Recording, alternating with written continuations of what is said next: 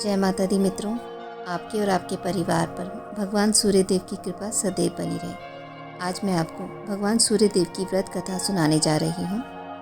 सालों पहले एक बुढ़िया सूर्यदेव की भक्ति में पूरी तरह से लीन थी। वो हर रविवार को सुबह स्नान कर घर के आंगन को गोबर से अच्छी तरह लिपाई करके सूर्यदेव की पूजा करती थी। फिर सूर्यदेव के लिए व्रत रखकर शाम को उन्हें भोग लगाने के बाद भोजन करती थी। उस बुढ़िया की भक्ति भावना से सूर्यदेव काफ़ी प्रसन्न थे और भगवान की कृपा से उस बुढ़िया को किसी तरह की परेशानी नहीं होती थी। उस बुढ़िया की खुशी और संपन्नता को देखकर उसकी पड़ोसन को जलन होने लगी। वह बुढ़िया अपनी पड़ोसन के आंगन में बंधी गाय के गोबर से आंगन को लीपा करती थी। पड़ोसन ने जलन के मारे उस गाय को आंगन की जगह घर के अंदर बांधना शुरू कर दिया। अब अगले रविवार को सुबह बुढ़िया को सूर्यदेव की पूजा करने के लिए गाय का गोबर नहीं मिला, जिस कारण वह सूर्यदेव की पूजा नहीं कर पाई और पूरे दिन खुद भी भूखी रही। रात में सूर्यदेव उस बुढ़िया के सपने में आए और उससे पूजा ना करने और भोग ना लगाने का कारण पूछा। जवाब में बुढ़िया ने बताया, घर के आंगन को लीपने के लिए गोबर नहीं था, इसलिए पूजा नहीं कर पाई। पूजा नहीं करी तो भोग भी नहीं चढ़ाया। बुढ़िया की बात सुनकर सूर्यदेव उनसे कहते हैं कि मैं तुम्हारी भक्ति से प्रसन्न हूँ, इसलिए मैं तुम्हें एक गाय दे रहा हूँ। वो तुम्हारे घर को धन से भर देगी। यह कहते ही सूर्यदेव उसके सपने से चले गए। अगली सुबह जब बुढ़िया की आँख खुलती है तब वह देखती है कि उसके आंगन में एक सुंदर गाय और बछड़ा बंधा हुआ है। यह सब देखकर वह हैरान हो गई। उसे अपने सपने की कोई बात याद नहीं थी। इसे उसने सूर्यदेव की कृपा समझा और गाय को चारा देने लगी। बुढ़िया के आंगन में सुंदर गाय और बछड़े को देखकर पड़ोसन की जलन बढ़ गई। कुछ देर बाद जब बुढ़िया घर के अंदर जाती है तो गाय सोने का गोबर करती है। यह देखकर पड़ोसन चौंक जाती है और उस गोबर को उठाकर अपने घर ले आती है और अपने गाय के गोबर को उसके आंगन में रख देती है। यह सिलसिला कुछ दिनों तक चलता रहा और वो पड़ोसन धनवान हो गई। इधर बुढ़िया को किसी बात की खबर नहीं थी, क्योंकि वो सूर्यदेव की भक्ति में खोई रहती थी। उधर सूर्यदेव को उस महिला की हरकतों पर काफ़ी गुस्सा आता है। उनके गुस्से के कारण धूप काफ़ी बढ़ जाती है, जिस कारण बुढ़िया गाय और बछड़े को घर के अंदर बांध देती है। उसी रात आंधी चलने लगती है, इसलिए वह गाय और बछड़े को आंगन में नहीं निकालती। रात भर गाय अंदर ही बंधी रही। सुबह जैसे ही बुढ़िया की नींद खुलती है तो वो सोने का गोबर देखकर हैरान हो जाती है। उस दिन के बाद से रोज़ाना वो गाय को घर के अंदर बांधने लगी। गाय के सोने के गोबर से बुढ़िया धनवान हो गई, जिसे देखकर पड़ोसन को और जलन होने लगी। पड़ोसन ने जलन के मारे सोने के गोबर देने वाली गाय के बारे में उस राजा को बता दिया। राजा को जैसे ही सोने के गोबर देने वाली गाय का पता चला तो उन्होंने तुरंत सैनिकों को भेजकर उसे महल लाने के लिए कहा। जब सैनिक बुढ़िया के घर पहुंचते हैं तब वह सूर्यदेव को भोग लगाकर खुद भोजन करने के लिए निवाला उठाने ही वाली थी कि तभी राजा के सैनिक गाय और बछड़े की रस्सी खोलकर उन्हें अपने साथ ले जाते हैं। बुढ़िया उनसे गाय और बछड़े को ना ले जाने की प्रार्थना करती है, लेकिन राजा के सैनिक बुढ़िया की एक नहीं सुनते।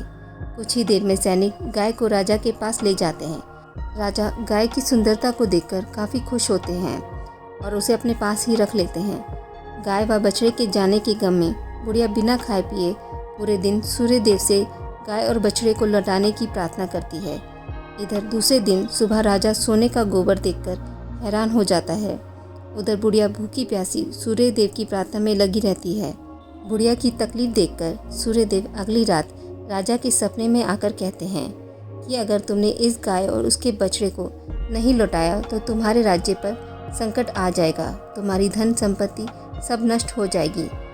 सूर्यदेव की बातें सुनकर राजा की नींद टूट जाती है।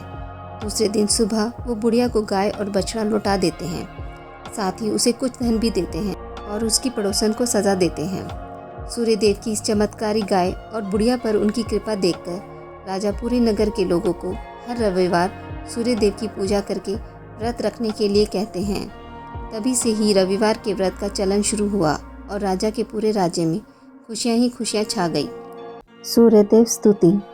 जय कश्यप नंदन, ओम जय अदिति नंदन, त्रिभुवन तिमिर निकंदन, भक्त हृदय चंदन।